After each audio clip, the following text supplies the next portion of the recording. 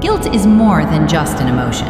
It's a neurological safeguard that keeps social groups functioning. It arises from the interplay of the orbitofrontal cortex, anterior cingulate cortex, and the amygdala. These regions evaluate our actions against moral standards, generate emotional discomfort when we harm others, and push us to make amends. In a healthy brain, guilt is what prevents selfish impulses from spiraling into destructive behavior. But what happens when guilt is absent? In individuals with damage to the orbitofrontal cortex, whether from injury, trauma, or developmental dysfunction, guilt and remorse can all but disappear.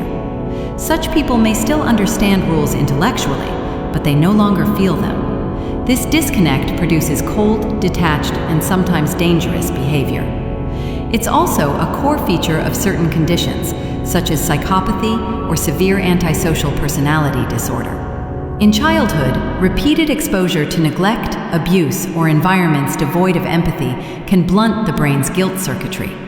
The amygdala becomes less responsive to others' pain, while the prefrontal cortex fails to develop strong inhibitory control over selfish impulses.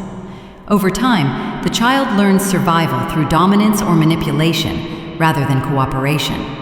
What looks like cruelty from the outside is, neurologically, a failure of the brain's moral alarm system to activate. This is why guilt is so essential to humanity. Without it, the bonds that tie individuals together, trust, fairness, accountability, begin to collapse. A brain without guilt isn't free from morality. It's missing one of the most vital tools that makes social life possible. If you want more videos like this, like, follow, and share this post with 3 of your friends.